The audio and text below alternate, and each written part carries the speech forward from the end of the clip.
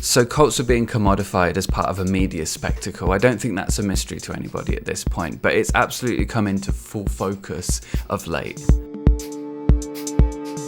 So capitalism does this with pretty much anything that enters the public imagination. Usually it's things that we love that get hollowed out and turned into sort of products. And I think the best example of this is the Is It Cake series on Netflix that came out of quite a natural sort of meme sort of trend that happened on the internet. You know, of course, capitalism does this with absolutely anything. But when it comes to cults, obviously it's not something that you can hollow out and make fun and everybody can start being in a cult, because realistically, cults are incredibly destructive things. But what you can do is you can cheapen the term and you can sort of apply it very broadly and make it a sort of fun, edgy thing to say you're in, and we'll talk more about that later in the video. The term cult at its best is used by people who actually know what they're talking about, rather than people who just sort of have intuited what they think the word means and just say it as a sort of pejorative. You know, people who actually have looked into this tend to use the word in the best of times to describe a group that is destructive to its members in one way or another, usually when there's someone in a position of power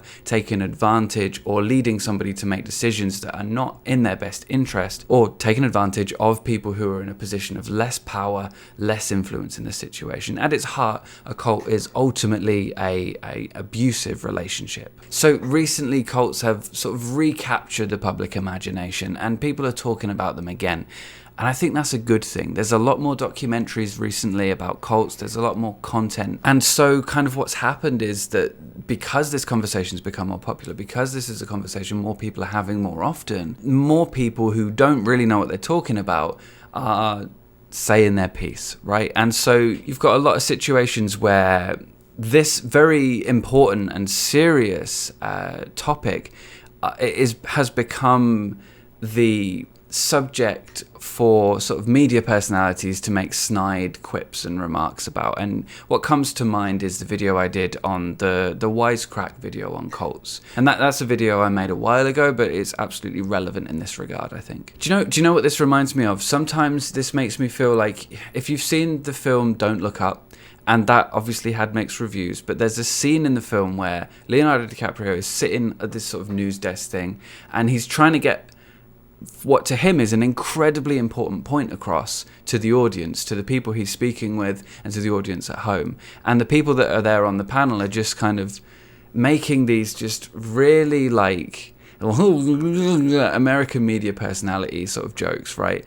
And it just absolutely, everything he's trying to say, it just undermines the seriousness, undermines the gravity of what he's trying to put across. It's like people that don't know what they're talking about, who are using this as sort of like, you know, a topic of the week kind of a situation, are undermining a really important part of this conversation. And a big part of that as well, I think, is, and it's something that I mentioned a minute ago, and I will come back around to it, but a big part of that is the fact that this is a conversation that a lot of people sort of feel like they know something about, even though they haven't really sat and done the research on this. And I think realistically, you know, when everybody has an opinion about something, some of those opinions are going to be stupid. Some of those opinions are not going to be, you know, they're not going to be up to the mark of factual standards or just anything of value to add to the conversation. But the question I find myself asking is that in all this sort of opining and manufacturing of a version of the cult conversation that is palatable for the media, has the meaning of this conversation been lost somewhat? Absolutely, I don't think it's been lost across the board. Absolutely, I think there are pockets, as ever, contingents of what people would call the anti-cult movement, which is a term that somewhat winds me up. People who have been making content on this stuff for way, way longer than I have, experts in the field. These are people that are continuing to keep the conversation moving in the right direction, and yet there are people who, everyone's got an opinion, haven't they? And people just want to throw their sort of opinions in, and a lot of those opinions are the opinions of people who haven't taken the time to try to understand this thing. And as a consequence of that, I think what tends to happen is that the conversations themselves get taken away from the important factors. I think the important parts of this conversation are freedom of mind, are helping people who have been involved in something like this get their lives back, you know, recovering from this. It's not all about what what weird thing the leader's saying and doing. It's not about what weird thing the followers are doing. It's not some sort of spectacle, some sort of cultural object that we can all sort of stand around and gawk at.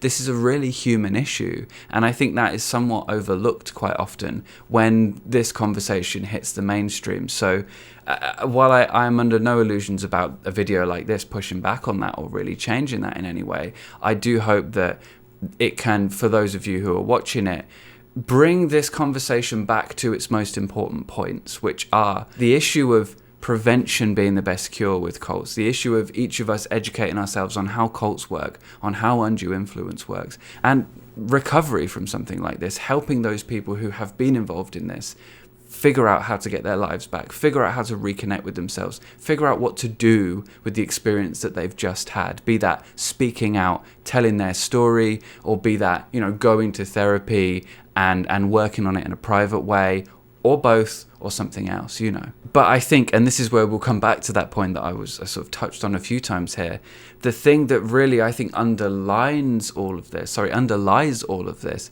is that most people feel like they know what a cult is. There's a sort of intuitive thing about it, but it's a strange subject. It's a strange concept because it sits on the edge of sort of what a cult means colloquially, what a cult means to the average person, and what a cult means to people who have been in one or spent years of their life studying this stuff and creating important work to help people who've been in that situation. So when the average person says the word cult, it probably means something different to when an expert says the word cult. And then there's, of course, all of us in the middle who wouldn't consider themselves someone who's just using the word on an intuitive basis, but also doesn't consider themselves an expert, using this word in a very deliberate way.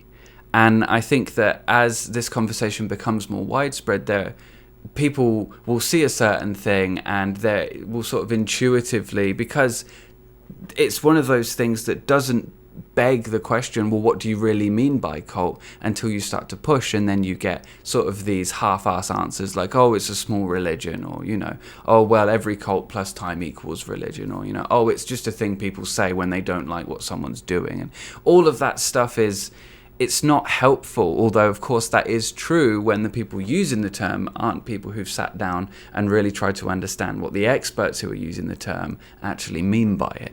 Meanwhile, the whole time, in so many cases, people don't realize that there are actually criteria that people have laid out for these kinds of things, that people have sat down and said, if it does this, let's call it a cult. If it doesn't do this, let's not call it a cult. If it does some of these, let's be worried, and that's not something that I think a lot of people necessarily always consider with this kind of thing, especially the kind of people who treat this as a sort of topic of the week. It gets pulled up in the media cycle, and people who just sort of, whatever the media is saying that week, that's the thing they're talking about that week, In that sort of a situation, of course, this isn't something that you're going to have much of a deeper conversation about, and yet it moves the conversation on cults in general in a certain direction. Whether that's a good direction or a bad direction, I don't really know. I think it's probably a mix, but it certainly moves it forward in one way or another. And to add to this, I think the water's muddied further by all these sort of edgy fairy girls who come out going, oh, I'm in a cult, I run a cult, and it's like, that's not helping, is it? Let's be fair. And sometimes those people are saying that, and it's sort of like a double bluff, because actually they are. And sometimes it's just because they want to be cool and edgy. And why, I don't know. But I guess that's just how some people are. Especially, I feel like it's a certain age where you just think it's cool to say stupid shit, but you don't know better. I mean, we've all been there, haven't we? And then you get like the snotty edgelords who decide that actually anyone who's been in a cult, well, it's their own fault, and they need to just sort of get over themselves and move on, and the whole sort of blame the victim kind of a thing. And so all the while this is happening, the water's being muddied, and there's cult leaders swimming around underneath, pulling vulnerable people down by their ankles. It doesn't help so much. So I guess what I'm trying to say here in all this sort of ranting is that, for me, I'm quite passionate about the heart of the cult conversation being the issue of freedom of mind, of autonomy, of independence, of life of mind, and so on. And a big part of it also being supporting survivors and helping people who've been through something like this get their lives back and improving things. And I think that as the cult conversation continues to capture the public imagination in the way that it is right now, I think it falls to those of us who are interested in cults, who have spent the time sort of looking into cults a little bit, and or who have been involved in them, to make sure that we've really read up on what the experts are saying about this, to make sure that we've really looked into the criteria that are being used to define them. For example, Stephen Hassan's BITE model was a great place to start. His book Combating Cult Mind Control is really accessibly written.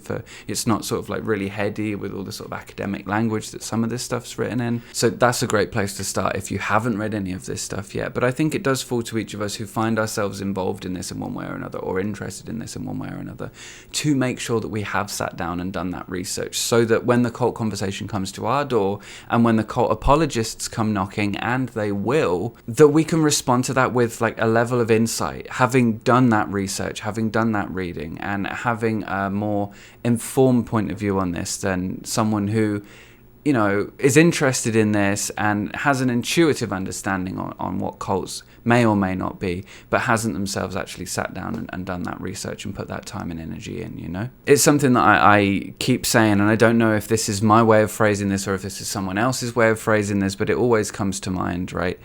If you don't know how cults work, how will you know if you're in one? And if you don't know how undue influence works, how will you know if you're under it?